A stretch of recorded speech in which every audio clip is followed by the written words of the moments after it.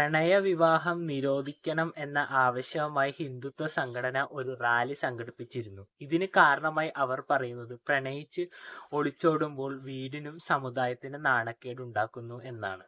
ആദ്യം തന്നെ എൻ്റെ അഭിപ്രായം ഇതിനെപ്പറ്റി പറയും മുമ്പ് ഞാനൊരു കാര്യം ചോദിച്ചിട്ട്, പ്രണയവിവാഹം ഒരിക്കലും ഒഴിവാക്കേണ്ട കാര്യമില്ല. രണ്ടു കൂട്ടരും പരസ്പരം ഇഷ്ടമാണെങ്കിൽ വീട്ടുകാർക്ക് അത് നടത്തിക്കൊടുക്കാവുന്നേ ഉള്ളൂ. മറിച്ച് ഒളിച്ചോടുന്നതും വീട്ടുകാർക്ക് നാണക്കേടുണ്ടാക്കുന്നതും അത് ഒരു പരിധി വരെ ശരിയാണ്. അതൊരിക്കലും ഞാൻ പ്രോത്സാഹിപ്പിക്കുന്നതല്ല.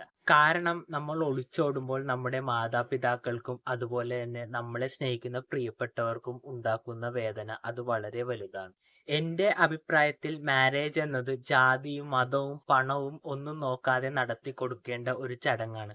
കാരണം നമ്മൾ അവിടെ പ്രയോറിറ്റി അല്ലെങ്കിൽ ഇമ്പോർട്ടൻസ് കൊടുക്കേണ്ടത് മ്യൂച്വൽ അണ്ടർസ്റ്റാൻഡിങ്ങിനും മ്യൂച്വൽ റെസ്പെക്റ്റിനുമാണ്.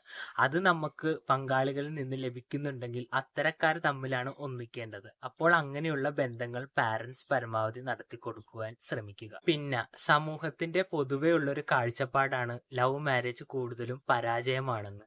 എൻ്റെ അഭിപ്രായത്തിൽ ലവ് മാരേജ് ആയാലും അറേഞ്ച്ഡ് മാരേജ് ആയാലും തകർന്നു പോകാവുന്ന ബന്ധങ്ങൾ തകർന്നു പോകുക തന്നെ ചെയ്യും. അതാർക്കും തടയാൻ കഴിയില്ല. പക്ഷേ ഞാൻ മനസ്സിലാക്കി വെച്ച് പറയുകയാണെങ്കിൽ ലോകത്തിൽ 75% ബന്ധങ്ങളും തകർന്നു പോകുന്നത് ഈ അറേഞ്ച്ഡ് മാരേജിൽ തന്നെയാണ്.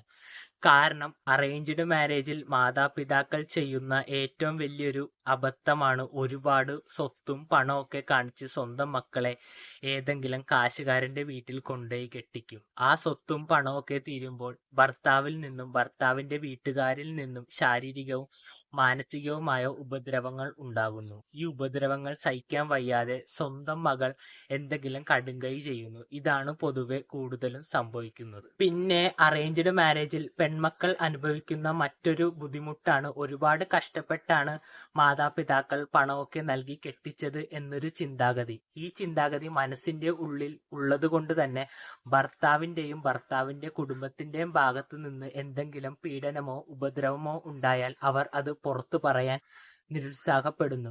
ഈ ചിന്ത അവരുടെ മനസ്സിനെ ഡിപ്രഷനിലാക്കുകയും അവരുടെ ജീവിതത്തെ തന്നെ തകർത്ത് കളയുകയും ചെയ്യുന്നു. ഇപ്പോൾ നിങ്ങളുടെ മനസ്സിലൊരു സംശയം ഉണ്ടാവും, ഇങ്ങനെ ലവ് മാരേജിൽ സംഭവിക്കാൻ പാടില്ലേ എന്ന്. സംഭവിക്കാം, സംഭവിക്കാതിരിക്കാം, അത് വിധിക്ക് വിടുക. പിന്നെ ഞാൻ എൻ്റെ അഭിപ്രായത്തിൽ ഇത് അറേഞ്ച്ഡ് മാരേജിലാണ് കൂടുതലും നടക്കുന്നത് എന്ന് പറയാൻ കാര്യം, അറേഞ്ച്ഡ് മാരേജിൽ പാരന്റ്സ് കൂടുതലും പ്രയോറിറ്റി കൊടുക്കുന്നത് പണമുള്ളവനാണ്. പണമുള്ളവന് സ്വന്തം മകളെ കെട്ടിച്ചു കൊടുക്കും. നേരെ മറിച്ച് പാവപ്പെട്ടവൻ പണമില്ല, നല്ലൊരു ജോലിയില്ല, വീടില്ല എന്നൊക്കെ പറഞ്ഞ് പിന്തള്ളുകയാണ് ചെയ്യുന്നത്. പക്ഷെ അവിടെ ചിലപ്പോൾ സ്നേഹത്തിനൊരു കുറവും ഉണ്ടാകില്ല. അതുകൊണ്ട് എൻ്റെ അഭിപ്രായത്തിൽ സ്നേഹത്തിന് കൂടുതൽ പ്രയോറിറ്റി കൊടുക്കുക. കാരണം അവൻ പണക്കാരനെ പോലെ സ്വന്തം ജീവിതം കുട്ടിക്കളിയായി കാണുന്നവനല്ല.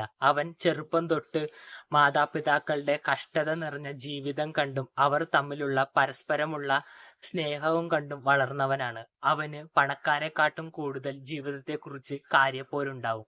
അതുകൊണ്ട് തന്നെ മാതാപിതാക്കൾ അങ്ങനെയുള്ളവർക്ക് സ്വന്തം മക്കളെ കെട്ടിച്ചു കൊടുക്കുവാൻ ശ്രമിക്കുക. പുതിയ ഒരു വീഡിയോയിൽ കാണുന്നവരെ ബൈ ബൈ.